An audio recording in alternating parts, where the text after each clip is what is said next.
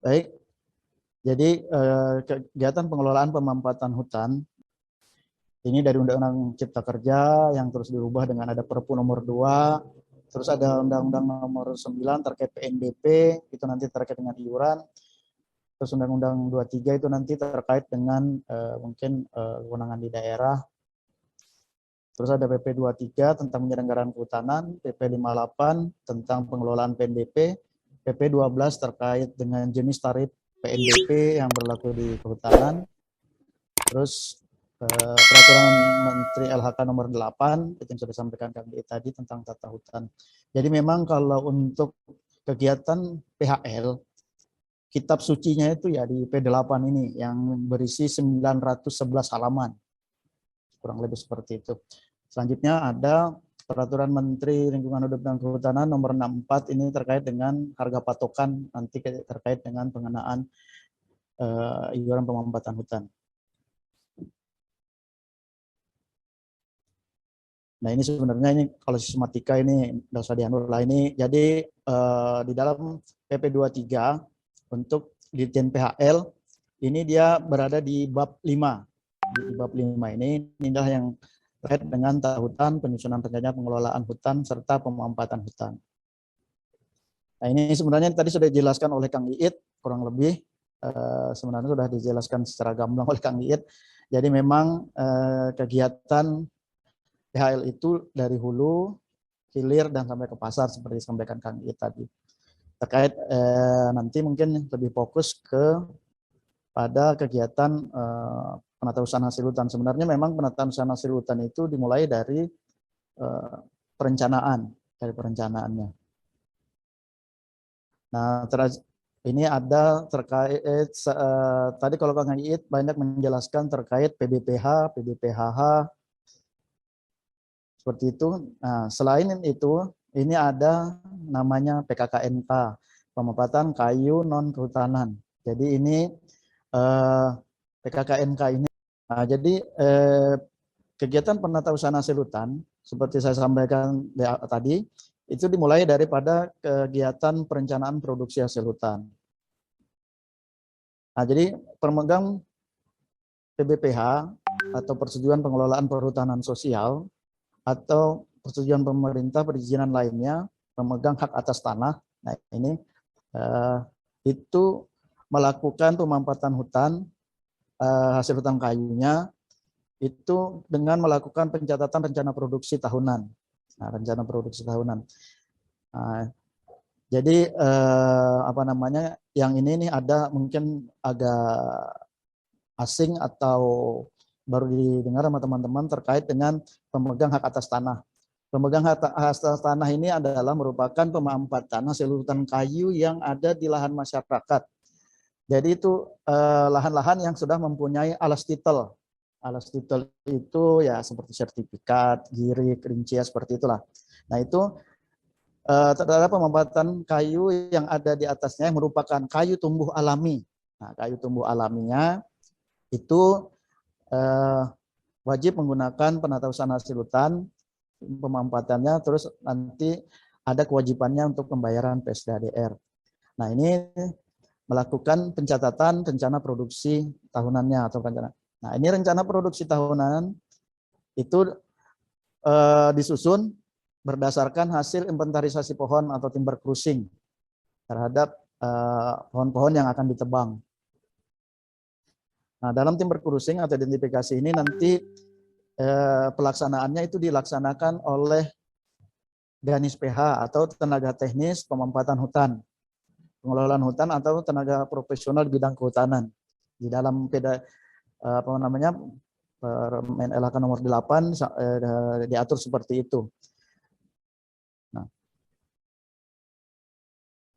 terus pelaksanaan tim berkursing identifikasi itu oleh pemegang persetujuan pengelolaan perhutanan sosial yang belum memiliki tenaga teknis pengelolaan hutan dapat difasilitasi oleh petugas atau ganis yang ada di sekitarnya atau ganis yang ada di Dinas Kehutanan, Sarjana Kehutanan, Pak Dinas Kehutanan, KPH, atau OPT atau pendamping perhutanan sosial.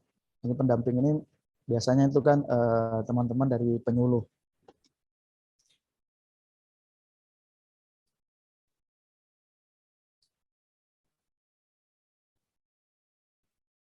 Nah, ini mungkin kita masuk ke skema penata usaha hasil hutan. Jadi skemanya ini seperti ini.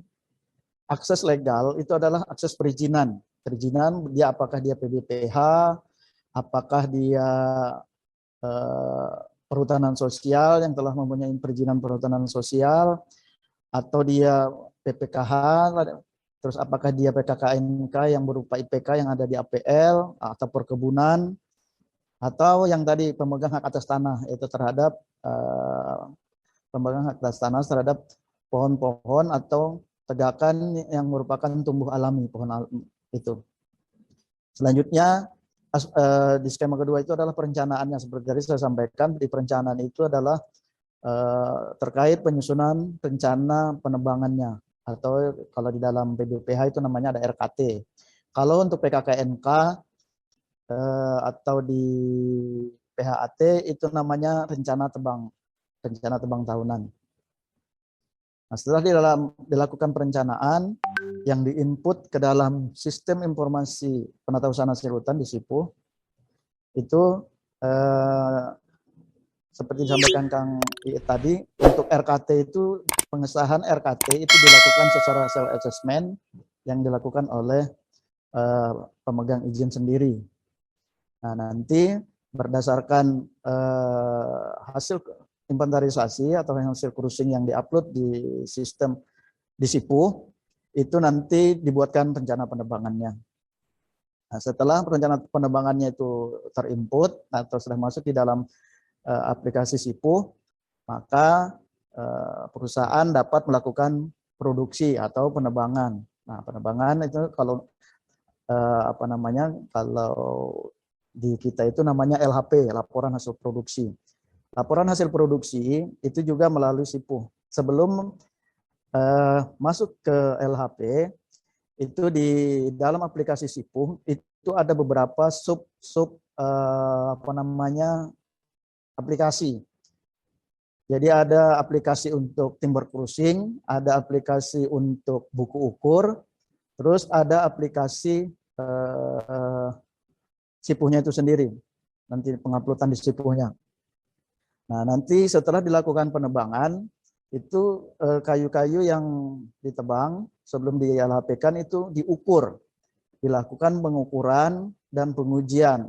Pengukuran ini adalah merupakan pengukuran dimensi kayu tersebut berupa diameter kayu ulat tersebut dan panjangnya, serta penetapan jenisnya. Nah, setelah dimasukkan di buku ukur, nah, pada saat pemegang izin itu membuat LHP atau laporan produksi itu secara rutin itu harus minimal dalam 1 bulan harus membuat 1 kali. Bisa saja itu dia membuatnya 2 kali dalam sebulan. Bisa saja seperti itu. Tapi minimal 1 kali dalam sebulan. Nah, seperti itu. Jadi kayu-kayu yang telah diukur dimasukkan ke buku ukur. Setelah itu nanti diupload di aplikasi SIPU-nya. Nanti pada saat pembuatan LHP tinggal menarik data dari data buku ukurnya. Setelah kayu diproduksi, dibuatkan LHP, itu nanti harus dipenuhi kewajibannya terhadap PNBP pemanfaatan hutannya berupa PSDH dan DR. Nah, itu. Nanti itu ada aplikasi SI PNBP, Sistem Informasi Penerimaan Negara Bukan Pajak, yaitu yang melayani atau yang dipergunakan untuk terkait pembayaran kewajibannya tadi. Nah, setelah kayu tersebut dipenuhi kewajibannya, dibayar PSDH-DR-nya, baru bisa diangkut.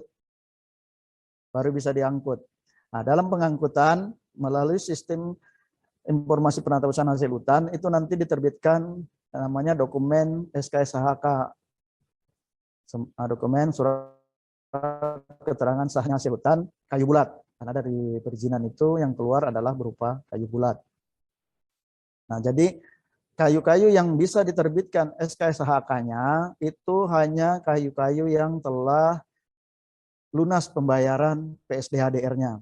Jadi kalau ada kayu yang, karena itu pada saat penerbitan dokumen itu akan dilakukan scan barcode terhadap kayu-kayu yang sudah yang mau diterbitkan dokumen. Otomatis nanti secara sistem itu akan terseleksi sendiri kayu-kayu mana yang bisa diterbitkan dokumen pengangkutannya. Karena ada verifikasi dan validasi sebelum terbit dokumen angkutannya. Itu secara sistem nanti yang memvalidasi. Nah, setelah dokumen itu diterbitkan dengan tujuan ke industri primer.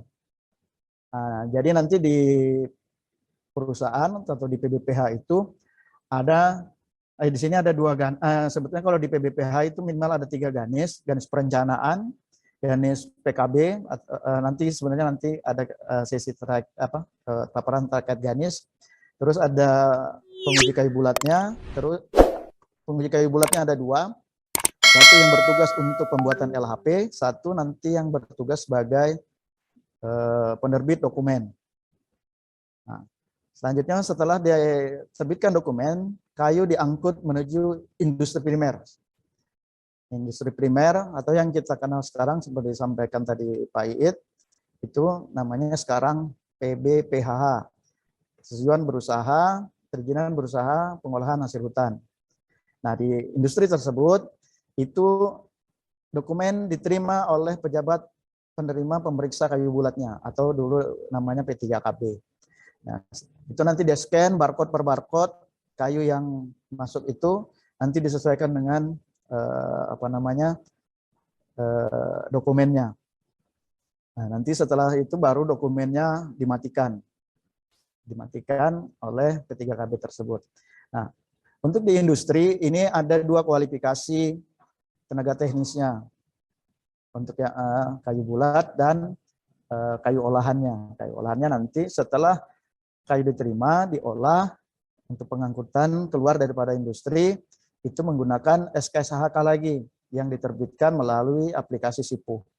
Nah, itu yang bisa melakukan pengukuran pengujian kayu olahannya adalah ganis pengujian kayu gergajian. Atau nanti sesuai dengan produknya. Kalau dia berupa kayu gergajian, itu dia ganis PKG atau pengujian kayu gergajian, ada kayu lapis, ada seperti itulah. Kalau pinir itu masuk kayu lapis juga. Nah, itu segmen pada PUHH. Selanjutnya bisnis proses. Ini sebenarnya sudah kurang lebih tadi sudah ini. Jadi di dalam bisnis proses PUHH pada SIPU seperti ini. Jadi pemegang izin itu mengajukan permohonan terkait perolehan user ID SIPU-nya. Jadi dia mengajukan ke balai, ke BPH. Dulu namanya BPHP, sekarang BPHL, dengan kelengkapan-kelengkapannya, perizinannya, peta kerjanya, ketersediaanganisnya, kepemilikanganisnya seperti itu. Nah, setelah dia nanti mendapat user ID, nah nanti dia baru bisa menggunakan aplikasi SIPU-nya. Saya kira ini sudah tadi. Nah, jadi bisnis prosesnya itu, jadi setelah dia mempunyai user ID, dia memasukkan dokumen perencanaannya, itu berupa RKT atau RKU, terus ada juga rencana tebangnya.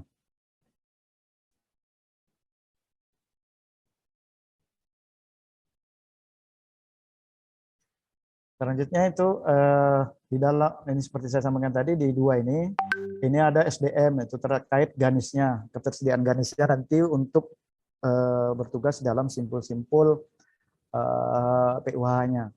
Simpul-simpul PUHH itu ada di TPK Hutan, TPK Antara, TPTKB maupun di TPHH. TPHH ini tempat pengumpulan hasil hutan, ini biasanya ada juga berupa di dalam SIPU ini yang diatur bukan hanya kayu, termasuk juga HHBK. Jadi kalau sebelumnya itu untuk HHBK dan kayu itu sistem informasinya terpisah, Nah, sekarang itu sudah menjadi satu di SIPU itu. Nah, transaksinya itu di sini apa namanya di poin yang 4 ini, disinilah perencanaannya. Proses perencanaan tahunannya RKT-nya disitulah diupload LHC atau laporan hasil cruising yang merupakan hasil dari pelaksanaan inventarisasi tegakan sebelum penerbangan atau ITSP atau timber cruising yang dilakukan oleh unit manajemen. Selanjutnya itu rencana penerbangan, rencana terbangnya. Nah ini juga berdasarkan LHC yang sudah divalidasi di SIPU itu, nanti setelah valid, ini validasinya itu terkait penamaan jenis. Penamaan jenis, terus juga dia di sistem itu secara otomatis pada saat jenis-jenis itu tidak sesuai dengan yang terdaftar pada SK 263 terkait pengelompokan jenis, itu nanti ditolak di SIPU-nya. Nah, yang di 5 ini di segmen di proses bisnisnya produksi seperti tadi ada buku kur dan LHP. Nah, ini pengangkutan, terus 67 di industri. Nah, ini seperti ini alur, selanjutnya alur mekanisme PUAH dan PNBP. Nah, seperti saya sampaikan tadi, ini yang normatif yang dari hutan negara. Jadi hutan negara itu dilakukan hasil pemampatan hasil hutannya itu nanti akan dilakukan setelah hutan negara diberikan izin pemampatan, pemegang izin menghitung sendiri besaran manfaat hutan ini, maksudnya pemegang izin menghitung sendiri, itu dia meng-LHP-kan sendiri. Dan dia juga menghitung sendiri itu menginventarisir sendiri, melakukan inventarisasi tadi berapa potensi yang dia akan produksi. Selanjutnya pemegang dari tadi setelah penyusunan rencana tadi, pemegang izin membuat LHP, dibuat SIPU. Nah pada saat SIPU ini di SIPU itu nanti dilakukan penarikan data di SIPNBP. Nah, penarikan data di SIPNBP ini untuk menghitung secara sistem, secara otomatis nanti berapa kewajiban yang harus dipenuhi. Di situ berdasarkan kelompok jenis dan sortimennya. Di sortimen kayu bulat itu sebagai informasi saja itu ada 3, kayu bulat kecil, kayu bulat sedang, dan kayu bulat besar. Yang berbeda tarifnya dan kelompok jenisnya berbeda juga tarifnya. Itu kalau tarif harga patokan itu ada di PP 12, sedangkan harga patokan itu ada di Permen RK nomor 64. Untuk penghitungan itu volume dikalikan harga patokan, dikalikan tarif dan dikalikan harga patokan.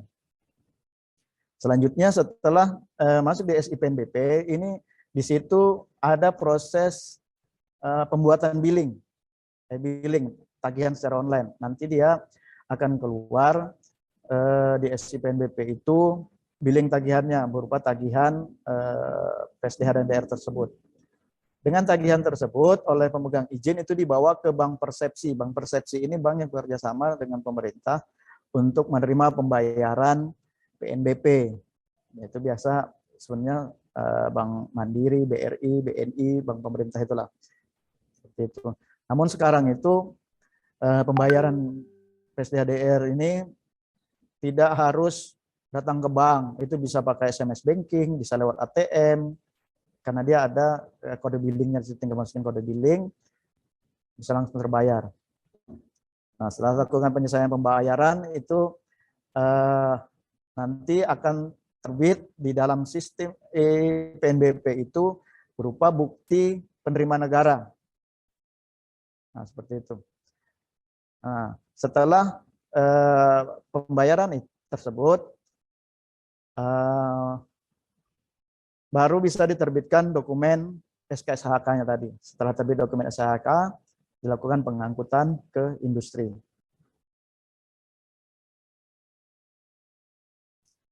Nah, selanjutnya terkait profesi Ganis PH, tenaga teknis pengelolaan hutan. Di dalam Permen nomor 8, Permen LHK nomor 8, profesi Ganis itu terbagi dalam 5 kelompok ini. Ada perencanaan hutan. Perencanaan hutan ini di sini ada Ganisnya itu Ganis pengukuran perpetaan, Ganis timber cruising, dan tenaga Ganis perencanaan hutan itu sendiri.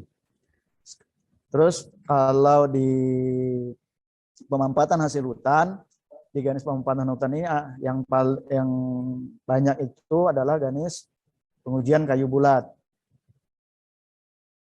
Pengujian kayu bulat, kayu gergajian, AHBK. AHBK itu ada kelompok getah, ada kelompok batang, ada kelompok resin, dan lain-lain. Nah, selanjutnya ada kelompok penggunaan kawasan hutan. Di sini ada pemandu wisata, jasa lingkungan, dan ke depan itu terkait Ganis karbon. Nah, selanjutnya ini ada pembinaan hutan. Pembinaan hutan di sini adaGanisnya di sini ada kelola sosial, kelola lingkungan, dan pembinaan hutan sendiri, pengolahan hasil hutan. Ini kayu gergajian, Ganis kayu gergajian, plywood, apalagi molding dan lain-lain.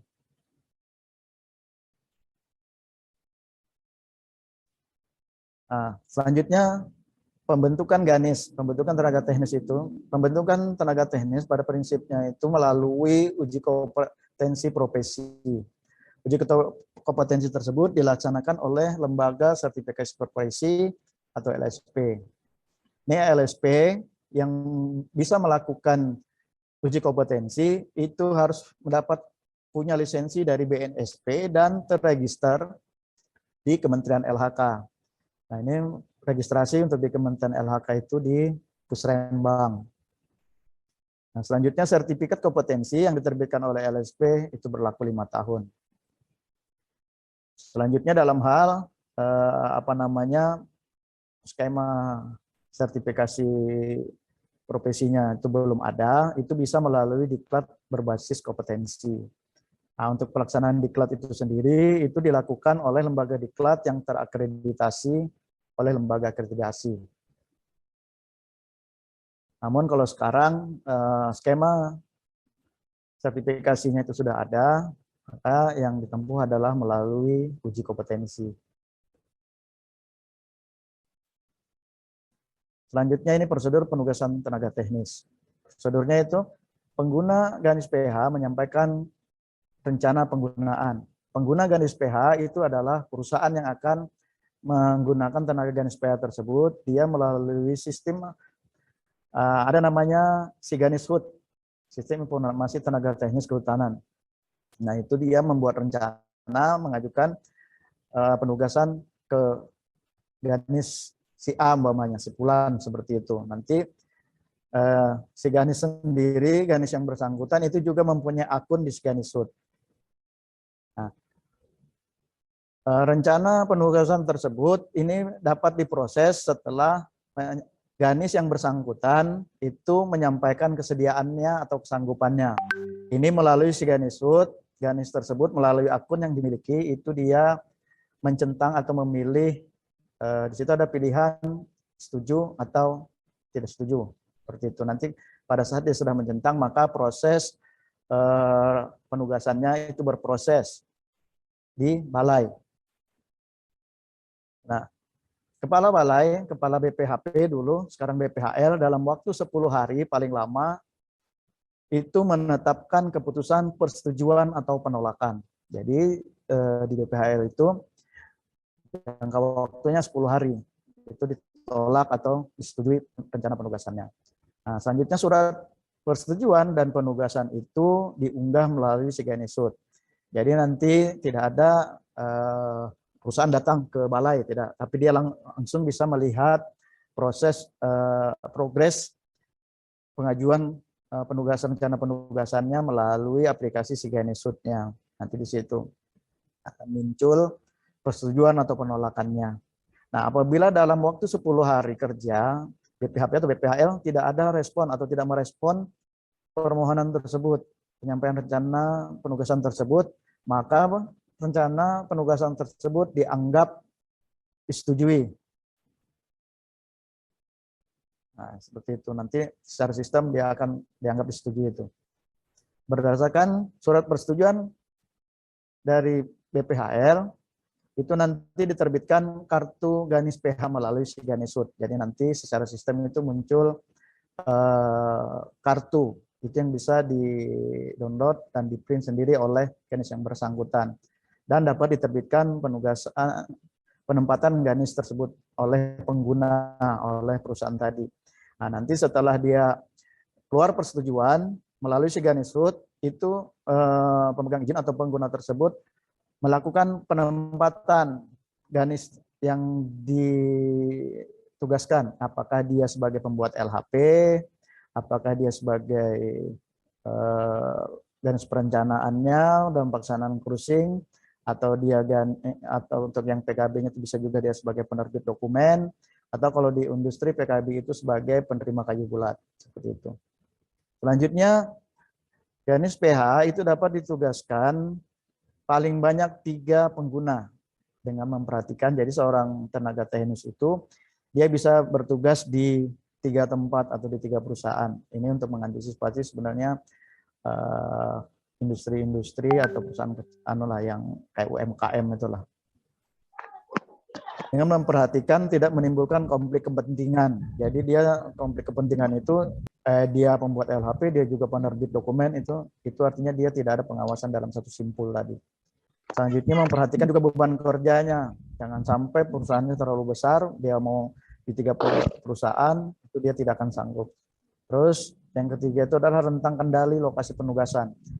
Jangan sampai lokasinya itu jauh, mungkin berhari-hari baru sampai ke sana, atau lintas provinsi kabupaten yang jaraknya jauh lah, seperti itu. Itu sebetulnya nanti itu yang mempertimbangkan adalah balai dengan melihat kondisi-kondisi di lapangannya. Memungkinkan tidak dia diberi 3 penugasan seperti itu. Nah, selanjutnya kewajiban tenaga Ganis tersebut itu melakukan mematuhi ketentuan peraturan perundang-undangan sesuai dengan profesi dan penugasannya. Nah, ini ada artinya rambu-rambunya seperti tadi dia membuat LHP, LHP itu artinya harus di tempat yang sah, harus dari perizinannya, seperti itu. Melaksanakan pekerjaan dengan baik dan bertanggung jawab, melaksanakan tugas sesuai dengan profesi dan penugasannya. Jadi dia ditugaskan sebagai pembuat LHP, umpamanya di perusahaan A.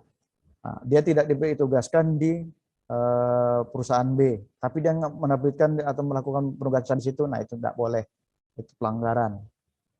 Nah, selanjutnya membuat dan menyampaikan laporan yang menguraikan secara jelas tentang pelaksanaan pekerjaannya. Nah, ini laporan ini membuat dan menyampaikan laporan ini semua dilakukan melalui si Ganisud. Jadi di dalam akun Ganis tersebut ada menu untuk penyampaian laporan. Pengendalian penugasan Ganis itu BPHP atau BPHL itu pengendalian penugasan melalui monitoring dan evaluasi pelaporan secara elektronik yang melalui Ganisud atau kegiatan lain dalam pelaksanaan tugas Ganis. Nah, ini bisa saja dalam pelaksanaan tugas keseharian balai melakukan monitoring atau monitoring evaluasi atau wasdal ke industri atau ke PDPH, itu juga bisa melihat kinerja Ganis tersebut. Selanjutnya BPHL atau BPHP itu melakukan penilaian kinerja Ganis paling sedikit 1 kali dalam 1 tahun. Nah, jadi Ganis ini setiap tahunnya itu dilakukan penilaian kinerja terhadap kinerjanya, terhadap kepatuhannya terhadap aturan, kepatuhannya terhadap pelaksanaan tugasnya, proses bertanggung jawab, terus terhadap kewajibannya juga dalam penyampaian laporan. Nah, hasil penilaian kinerja itu dituangkan dalam surat keterangan penilaian kinerja.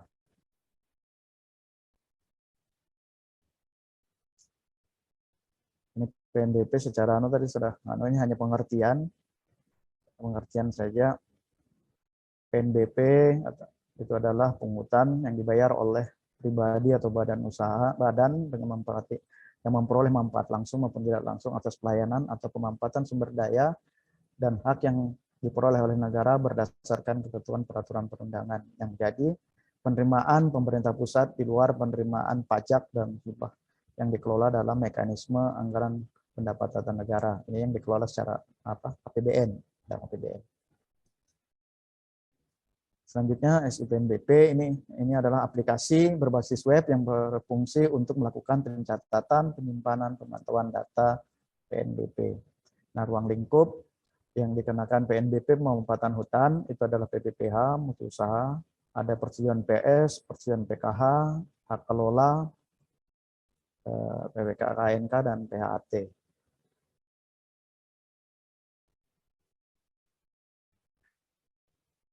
Nah, ini di dalam P8 ada beberapa jenis PNBP pemampatan hutan.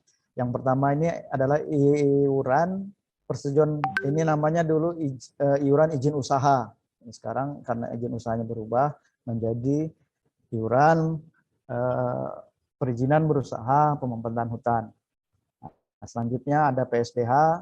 Ini PSDH ini adalah penggantian nilai intrinsik terhadap hasil hutan yang dipungut yang berasal dari hutan negara.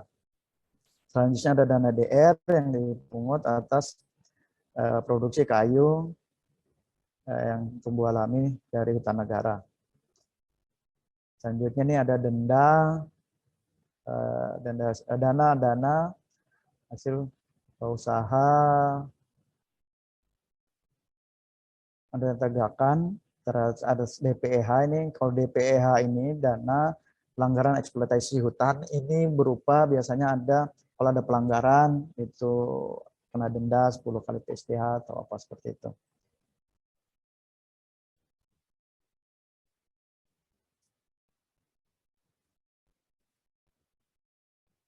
Selanjutnya ada penerimaan dari pelayanan dokumen. Ini secara aturan di dalam P8 ini sudah ada diatur terkait pelayanan dokumen, penerbitan dokumen angkutan dan ilegal. Tapi yang sekarang itu masih belum diterapkan, belum dikenakan. Selanjutnya ada ganti rugi tegakan. Ini ganti rugi tegakan misalnya terhadap hasil reboisasi. Nah, itu bisa saja dilakukan pemuatan di situ, maka dihitung nilai investasi, nanti dihitung berapa ganti rugi tegakannya. Selanjutnya ada denda administrasi, ini denda administrasi tingkat keterlambatan bayaran dan sebagainya. Nah, setiap pemuatan sudah wajib dikenakan PNBP. Sekarang ini anu saja, itu saja. Sebenarnya secara garis besar. Ini untuk yang di PPKH. Jadi alur PNBP, pembayaran PNBP terhadap pembukaan lahan, atau sebenarnya kan PPKH yang basis usahanya itu adalah tambang. Atau sebetulnya PPKH itu bukan hanya tambang, tapi bisa juga untuk fasilitas umum yang dianukan pemerintah, bisa saja seperti jalan yang melintasi kawasan hutan, itu perlu PPKH. Nah, setelah PPKH itu memperoleh SK PPKH, itu dia melakukan pembukaan lahan. Jadi sebelum melakukan pembukaan lahan, dia menyusun rencana tebang. Jadi dalam menyusun rencana tebang tadi itu didahului dengan pelaksanaan inventarisasi tegakan sebelum penebangan atau TSP atau timber cruising. Nah, setelah dia menerima SK itu, dia mengajukan permohonan user ID seperti tadi lah. User ID, dapat akun SIPU, dia melakukan inventarisasi, setelah melakukan inventarisasi, mengupload LAC-nya di SIPU, membuat rencana tebang, selanjutnya jadi untuk PPKH ini, PKKNK itu sebelum dia melakukan pembukaan lahan, dia itu setelah di input LHC-nya atau laporan hasil cruising-nya, itu dikenakan kewajiban untuk membayar uang muka terhadap PNBP. Itu sebesar minimal 25% berdasarkan LHC yang mereka yang diupload di SIPUH tersebut.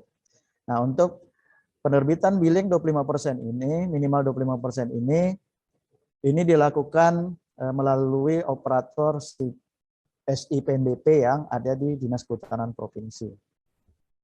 Nah, setelah terbayar uang mukanya ini 25, minimal 25% tersebut, baru PPKH tersebut mengupload rencana tebangnya atau apa namanya, rencana tebangnya lah, sekarang rencana tebangnya itu. Nah, di situ baru dia bisa melakukan pembukaan lahan dan buat LHP seperti itu. Nah, Mohon izin selanjutnya, Pak Rahman, waktu tersisa tinggal 7 menit lagi. Siap. Nah, jadi ini PKKNK ini setelah dia dibuatkan LHP, dia wajib membayar PSDADR. Setelah itu baru ini pada saat dia tidak dimanfaatkan, kayaknya itu bisa di apa namanya,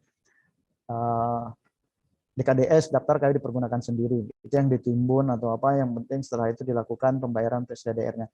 Terkait pembayaran 25% ini itu nanti bisa dikompensasikan pada saat produksinya sudah melebihi dari 75%. Ini kalau dulu istilahnya itu IPK, izin pemampatan kayu. Ini pemampatan kayu yang ada di luar kawasan hutan atau di APL. Selain pemampatan kayu yang ada di luar kawasan hutan atau APL tersebut, yang termasuk PKKNK di dalam Permen LHK nomor 8 itu adalah PPKH dalam apa namanya, persetujuan penggunaan kawasan hutan. Itu kegiatan penata usaha hutannya itu nanti sama seperti itu juga.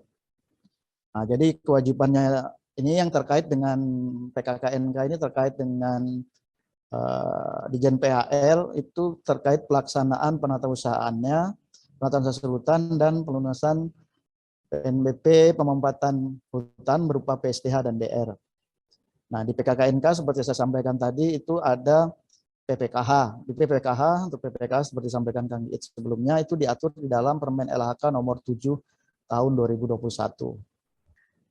Ini pada saat ada PPKH, ini yang belum melakukan PUHH, itu tetap dikenakan pembayaran nantinya dengan pada saat tidak ada RKT atau rencana tebang, maka itu perhitungan volume didasarkan pada survei atau potensi rata-rata kayu yang ada di sekitarnya, nanti dikalikan dengan luasan, maka tanpa dikalikan dengan faktor eksploitasi dan pengaman, itu dihitunglah berapa pembayaran PSDADR-nya yang harus dia penuhi.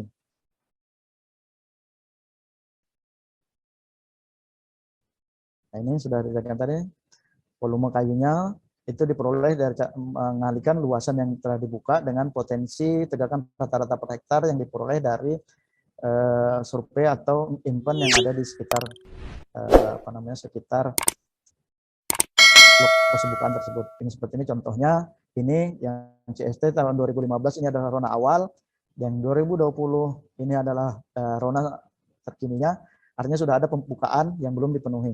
Itu tadi. Nah, ini perhitungannya. Selanjutnya, terima kasih. Mungkin itu terkait pengelolaan pembuatan hasil hutan yang dilakukan oleh Ditjen PHL.